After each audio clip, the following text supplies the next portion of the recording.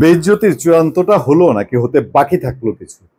আর বাংলাদেশের অন্তর্বর্তীকালীন সরকারের প্রধান উপদেষ্টা তার একটা প্রেস উইং, মানে তারা কি ইচ্ছাকৃতভাবে বিতর্ক বিতর্ক তৈরি করতে মজা পায় যে একটার পিছনে একটা একটার পিছনে একটা লাগিয়ে রাখবো? কিছু মানুষই আছে না, আমি অনেক সময় বলি, আমার এক বন্ধু আছে, বলে যে একটা মানুষ সোজা হাঁটতে গেলেই আমার দেখলে গা মিজমিজ করে, যে লোকটা সোজা হেঁটে যাচ্ছে কেন, একটু লেগ দিতাম, একটু পড়তো, একটু পইরা হামাগুড়ি খায় তারপরে উঠে দাঁড়ায় তারপরে আবার হাঁটতো, তাহলে ভাল লাগে দেখতে।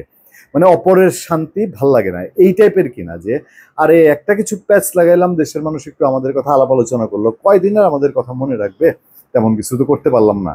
এরকম কিছু আছে ডক্টর মোহাম্মদ ইউনূসের প্রেস উইং যেটা, বা ওই যে সিনিয়র সচিব মর্যাদার শফিকুল ইসলাম সাহেবের মনে? আর না হলে যে কাণ্ড কারখানা তিনি আমাদের দেশের প্রধান উপদেষ্টাকে নিয়ে ইংল্যান্ডে গিয়ে করছেন, এটা আমার যদ্দূর মনে পড়ে আমার এই সাংবাদিকতার জীবনে, এবং আমরা প্রচুর রাষ্ট্রপ্রধানের অনুষ্ঠান কাভার করেছি, দেশের থেকেও বিদেশে খোঁজ খবর রেখেছি, আমরা বহু প্রেস উইং সামলেছি, বহু বহু বাঘা বাঘা প্রেস উইং সামলেছি, কিন্তু এই টাইপের সিনারি আমাদের চোখে পড়ে নাই।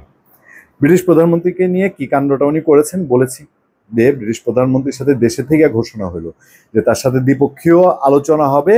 ঘোড়ার আন্ডা এখন লন্ডন গিয়া বলে যে ব্রিটিশ প্রধানমন্ত্রী তো লন্ডন নাই, ব্রিটেন নাই, মানে মস্করার একটা জায়গা আছে। চিন্তা করেন, আমার দেশের রাষ্ট্রপ্রধান ওইখানে গেছে, না যায় না গেছে যে ব্রিটিশ প্রধানমন্ত্রী লন্ডনে আছে না কোথায় আছে।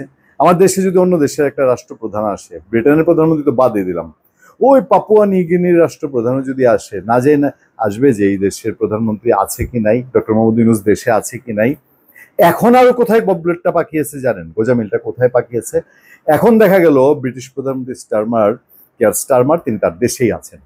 এই খোঁজটা পর্যন্ত রাখার ক্যাপাসিটি এই প্রধান উপদেষ্টার প্রেস উইং এ নাই। এবং নাই তো নাই, চাপাইছে কোথায় দোষটা? বলছে যে তারা গিয়ে শুনছে, এটা এখন অনিশ্চিত, যোগাযোগ করার চেষ্টা করা হচ্ছে মিটিং সামলানোর। ব্রিটিশ এক এমপি দেখা করতে আসছিলেন, ওই এমপি বলছে যে ব্রিটিশ প্রধানমন্ত্রী কানাডায়। আচ্ছা, কে কি খায় এইসব কথা বলে বলেন তো দেখি? মানে একটা দেশের এমপি জানে না সেই দেশের প্রধানমন্ত্রী কই আছে? Is it possible? আপনারা বিশ্বাস করেন বাংলাদেশের কোন একজন মানুষ, পৃথিবীর কোন একজন মানুষ এটা বিশ্বাস করবে যে এক দেশের এমপি এটা জানে না? তারপরে আবার তার সাথে আরো অনেক এমপি আমাদের প্রধান উপদেষ্টার সঙ্গে দেখা করে গেছে। তো এইসব আজগুবি কাণ্ড কারখানা কেন হচ্ছে? আমার প্রশ্ন উঠেছে মনের মধ্যে যে এই মিটিংটাকে আসলে হচ্ছে, মিটিংটা নির্ধারিত, এটা জাস্ট একটা বাজিয়ে দেখা যে মিটিংটা অনিশ্চিত বইলা দেখি। তো ওই যে একটা পদত্যাগের নাটক করছিল না, ওই পদত্যাগ নাটকের মতো, যে আচ্ছা মিটিংটা নাও হইতে পারে, এই আওয়াজটা তুইলা একটু দেখি যে কি দাঁড়ায়। মিটিং তো হবে, ভেতরে ভেতরে মেকানিজম একটা ফিক্সড করা আছে, এরকম কিছু। আসলে এই তামসা করার তো কোনো কারণ ছিল না। প্রাথমিকভাবে আমাদের দেশের দেশের প্রধানের, রাষ্ট্রপ্রধানের মানিজ্যতের বিষয় না এটা, মোদ্দা কথা আমাদের মানিজ্যতের বিষয়। আরো একটা জিনিস খবর, জুলকারনাইন সায়ের এটা ঘেটে ঘেটে বের করেছে, এবং ওনারা তো এইসব দিকে চোখ রাখেন বেশি। আমি খুব অবাক হলাম যে এই কাণ্ডগুলো শেখ হাসিনার সময় এত হতো, আওয়ামী লীগ সরকারের সময়, এবং আমরা এগুলো নিয়ে বহু কথাবার্তা বলতাম। সাংবাদিক জুলকারনাইনের স্ট্যাটাস কি হাস্যকর একটা অবস্থা, তারাই সহযাত্রী আবার তারাই শ্রোতা, মানে শ্রোতা ডক্টর ইউনূসের সাথে যারা সহযাত্রী তারাই শ্রোতা। প্রধান উপদেষ্টা অধ্যাপক মোহাম্মদ ইউনূসের লন্ডনের চেথাম হাউসে রয়্যাল ইনস্টিটিউট অব ইন্টারন্যাশনাল অ্যাফেয়ার্সের দেওয়া বক্তব্যের কয়েকটি ছবি শেয়ার করে সোশ্যাল মিডিয়ার মাধ্যমে প্রশ্ন তুলেছেন সাংবাদিক জুলকারনাইন সায়ের। আমি কালের কণ্ঠ থেকে পড়ছি, কালের কণ্ঠে নিউজটা আছে। তো সেটা তিনি শেয়ার করে প্রশ্ন করছেন যে সামি তার পোস্টে লিখেছেন কি হাস্যকর একটা অবস্থা, তারাই সহযাত্রী তারাই শ্রোতা। তিনি আরো উল্লেখ করেছেন শেখ হাসিনাও একই কাজটা করতো, যাদের প্লেন ভর্তি করে নিয়ে যেত বা যারা এই দেশে তার স্তুতি করত তাদের ডেকে এসব সভার আয়োজন করত, আর চুজ অ্যান্ড পিক করে প্রশ্ন থ্রো করা হতো, এবং সেইটা ধরে এই চুজ করে সাংবাদিক চুজ করে এবং প্রশ্ন অনেক সময় লিখে দেওয়া হতো আগে, সেরকম কিছু হয়েছে কিনা। একটা খবর আছে মানব জমিনে, এবং খবরের শেষ অংশটা আমাকে আরো স্তব্ধ করেছে, আমি একটু হাসছি শেষ অংশটা পড়ে, যে আসলে কি তেলিসমাতি হচ্ছে। ওই খবরটা হেডলাইন সব পত্রপত্রিকায় হেডলাইনটা করেছে, সেখানে হেডলাইন করা হয়েছে পরবর্তী সরকারের অংশ নেওয়ার ইচ্ছা নেই প্রধান উপদেষ্টার। প্রধান উপদেষ্টাকে একজন সাংবাদিক একটা প্রশ্ন করেছিল যে অধ্যাপক মোহাম্মদ ইউনূস কি গণতান্ত্রিকভাবে নির্বাচিত পরবর্তী সরকারের অংশ হতে আগ্রহী বা সে ধরনের অবস্থানে রয়েছেন কিনা। উত্তরে অধ্যাপক ইউনূস সাফ জানিয়ে দেন তাদের দায়িত্ব হলো যে রূপান্তর চলছে সেটা ঠিকমতো শেষ করা। কি রূপান্তর চলছে 10 মাসে?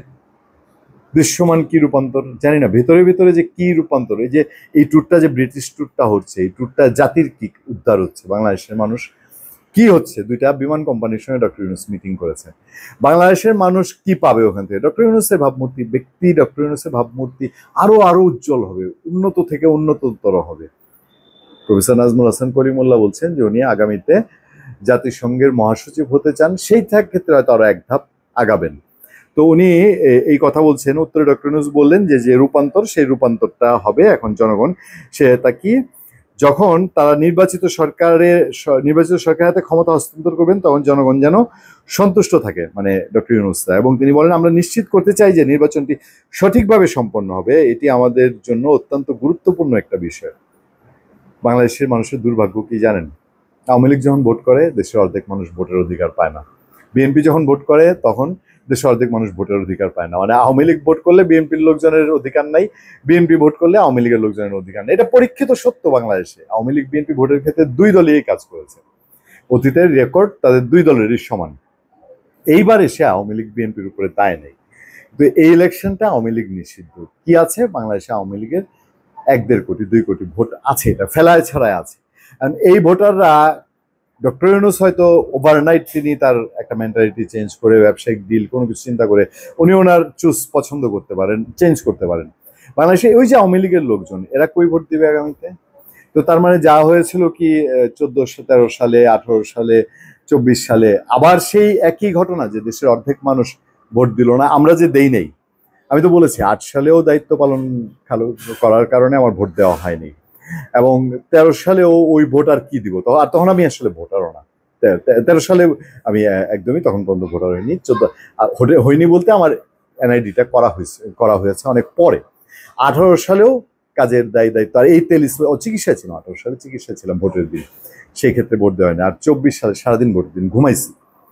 এখন আগামী ভোটের দিন কি করব? আগামী ভোটের দিন এই যে ভোটটা হতে আছে, ডক্টর ইউনূস যে বলছেন যে একটা সেরা নির্বাচন করবেন, তো আমি তো ঘুমায় ঘুমায় চোখে বলতে পারি যে নির্বাচনটা হলে কে পাশ করবে, নাম না বলি, জানি তো কে পাশ করবে, কি অবস্থা হবে, কে কে ক্ষমতা নিবে। এবং এটা ডক্টর ইউনূস সাহেব জানেন বলে উনি লন্ডনে একেবারে এত পানি ঘোলা করে এখন একটা মিটিং করতে যাচ্ছেন, রাত পোহালি করতে যাচ্ছেন না?